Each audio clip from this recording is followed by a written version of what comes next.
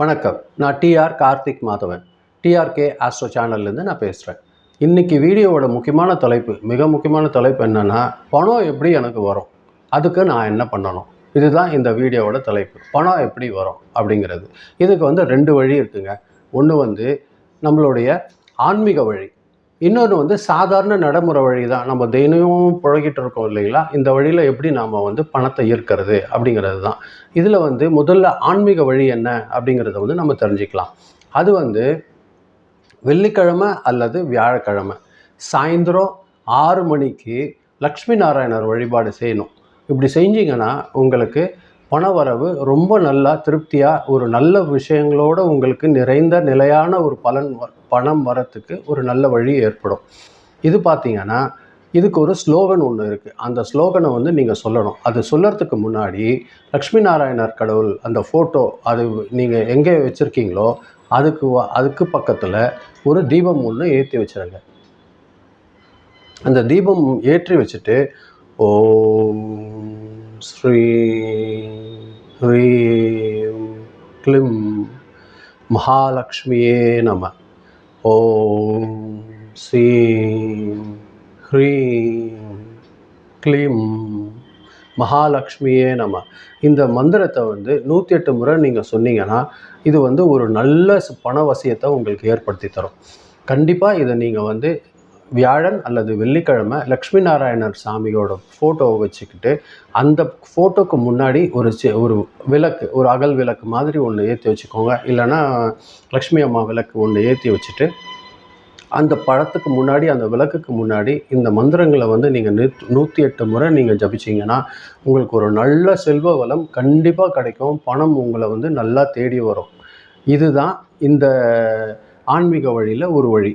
இன்னொன்று என்னென்னா, துளசி செடி ஒரு நல்ல இடத்துல நீங்கள் சுத்தமான இடத்துல வைங்க. அந்த சுத்தமான இடம் வீட்டில் நீங்கள் வாசலுக்கு எதிர்க்க சுத்தமாக வச்சிட்ருப்பீங்க எப்பொழுதுமே. அந்த இடத்துல துளசி செடி வச்சுட்டு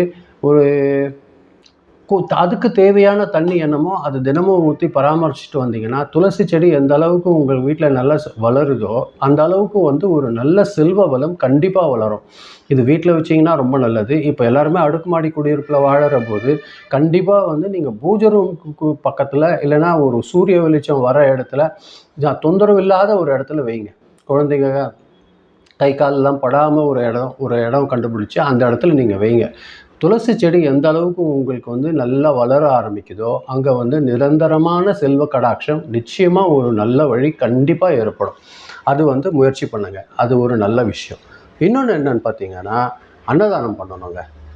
அன்னதானம் அப்படிங்கிறது தினமும் ஒருத்தருக்கோ அல்லது 2 பேருக்கோ அல்லது 5 பேருக்கோ இல்லை 6 பேருக்கோ உங்களால் முடிஞ்ச அளவுக்கு, அதாவது கண்டிப்பாக வேணுங்கிற, அதாவது நாம் செய்கிற அன்னதானம் நிச்சயமாக பலன் கொடுக்கணும் அப்படின்னா அது தேவைப்படுறவங்களுக்கு கொடுங்க. சும்மா ஃப்ரெண்டு கூட போயிட்டு ஃப்ரெண்டு எல்லாருமே சாப்பிட்டுட்டு அதுக்கு நான் பணம் கட்டுறேன் அப்படிங்கிறது அன்னதானம் கிடையாது. நீங்கள் அந்த அன்னதானம் அப்படிங்கிறது நாம் கொடுத்தா அவங்களுக்கு அது திருப்தியாக சாப்பிட்ற மனநிலையில் இருக்கிற ஒருத்தர், அது தேவையில் இருக்கிற ஒருத்தருக்கு நீங்கள் அன்னதானம் செஞ்சீங்கன்னா அது ஒரு நல்ல ஒரு வளர்ச்சியை கண்டிப்பாக கொடுக்கும். இதோட கூட இன்னொரு விஷயம் என்னன்னு பார்த்தீங்கன்னா, முன்னோருக்கு தர்ப்பணம் செய்யணும். இது மிக முக்கியங்க. நம்மளுக்கு முன்னாடி தாத்தா பாட்டி அவங்கெல்லாம் இருக்கிறார் பார்த்தீங்களா, அவங்கள மனசில் நினச்சி அவங்களுக்கான அந்த கிரியை செய்கிற நாளில் அந்த தர்ப்பணம் கொடுக்கறது அவசியமாக நீங்கள் அதை செய்யணுங்க. இதை நீங்கள் கண்டிப்பாக செஞ்சுட்டு இருந்தீங்கன்னா உங்களுக்கு பணவரவு ரொம்ப திருப்தியாக ஒரு நல்ல வழியில் கண்டிப்பாக கிடைக்கும். இதில் எந்த தடையும் வர்றதுக்கு வாய்ப்பு இல்லை.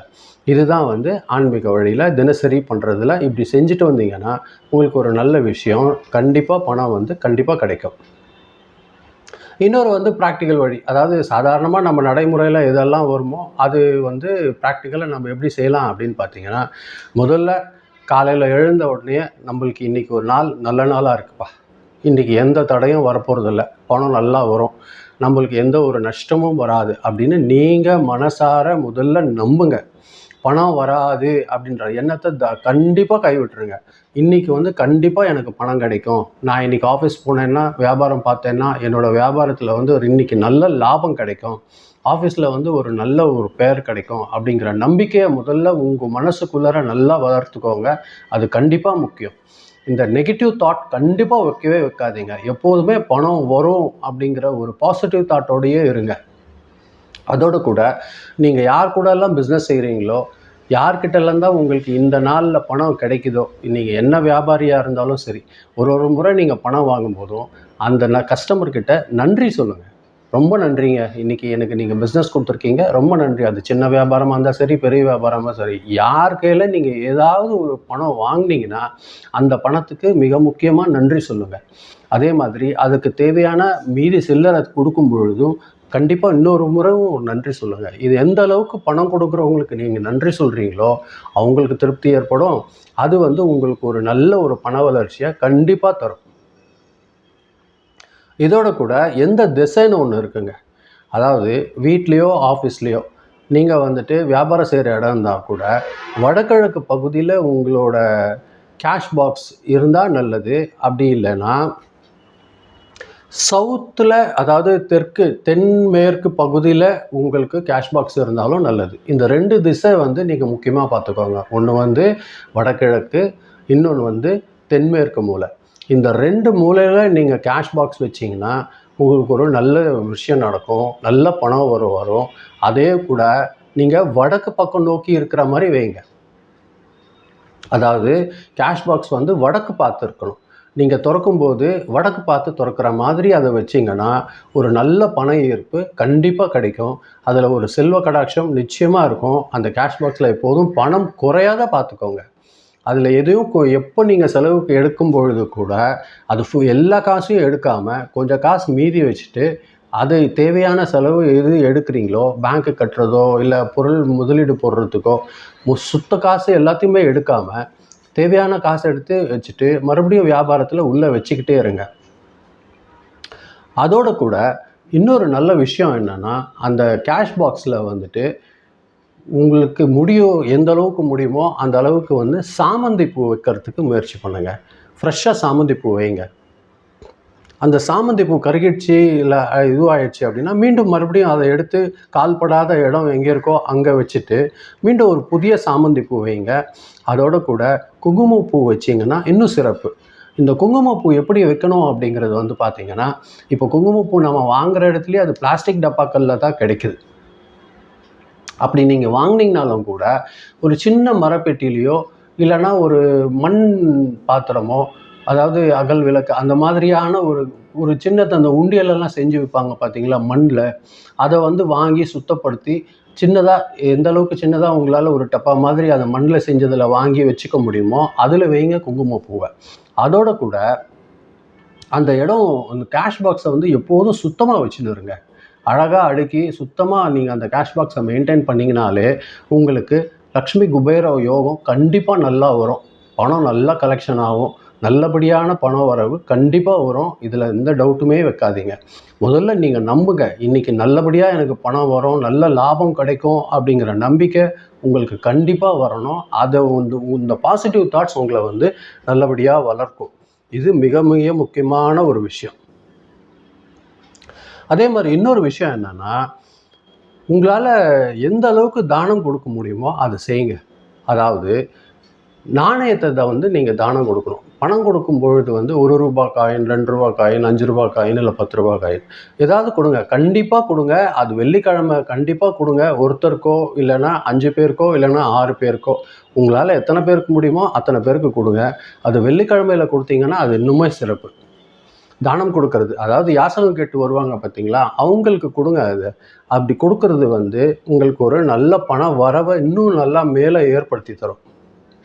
அதே மாதிரி நீங்கள் எந்த இடத்துல இருக்கிறீங்களோ, பணப்பேட்டி எங்கே இருக்கோ, உங்களோட ஆஃபீஸோ வியாபார நிறுவனமோ எதாக இருந்தாலுமே அந்த இடத்த மிக சுத்தமாக வச்சுக்கோங்க. எந்த அளவுக்கு சுத்தமாக நீங்கள் ஆள் வச்சு அதை க்ளீன் பண்ணி அதை எப்போ சுத்தமாக வச்சுருக்கீங்களோ அந்த இடத்துல லக்ஷ்மி கடாட்சம் ரொம்ப சிறப்பாக இருக்கும். பணம் அங்கே நிலையாக நிரந்தரமாக தங்கிறதுக்கு மிகப்பெரிய வாய்ப்பாக இருக்கும். அது அதோட கூட லக்ஷ்மி பிராப்தி யோகம் இருக்கா அப்படிங்கிறது உங்கள் ஜாதகத்தை பார்த்தா தெரியும். அப்படி ஜாதகத்தை பார்த்து அதை நீங்கள் தெரிஞ்சுக்கணுன்னு விரும்புகிறீங்க அப்படின்னா நீங்கள் உங்களோட பிறந்த தேதி, பிறந்த நேரம், பிறந்த ஊர் இதை நீங்கள் எனக்கு சொன்னீங்கன்னா அது வந்து உங்களுக்கு லக்ஷ்மி பிராப்த யோகம் இருக்கா அப்படிங்கிறது வந்து நம்ம இன்னும் நல்லபடியாக பார்த்து அதை நம்ம வந்து கண்டிப்பாக உங்களுக்கு செய்து தர முடியும். இதுதான் நம்ம வந்து பணம் வர்றதுக்கான வழி. நான் சொல்லியிருக்கிற ஒவ்வொரு வழியும் மிக சிறந்த வழி. இதை நீங்கள் தயவு செஞ்சு கண்டிப்பாக இதனை செஞ்சுட்டே வாங்க. பாசிட்டிவ் திங்கிங்கோடு செய்யுங்க. நெகட்டிவ் திங்கிங் ஒருபோதும் மனசில் வைக்கவே வைக்காதீங்க. நீங்கள் பாசிட்டிவ் திங்கிங்கோடு இது நல்லபடியாக உங்கள் மனசு சந்தோஷமாக இதை நீங்கள் செய்ய ஆரம்பிச்சிங்கன்னா நிச்சயமாக உங்களுக்கு ஒரு பண வரவு நல்லபடியாக இருக்கும், நிரந்தரமாக இருக்கும். அந்த பண வரவு நிலையானதாகவும் இருக்கும். அதுதான் நான் இந்த வீடியோவில் சொல்ல விரும்பினேன். ரொம்ப நன்றி. இதை நீங்கள் காது கொடுத்து கேட்டதுக்கு ரொம்ப நன்றி. மீண்டும் ஒரு முறை நன்றி சொல்லிக்கிறேன். நன்றி, வணக்கம்.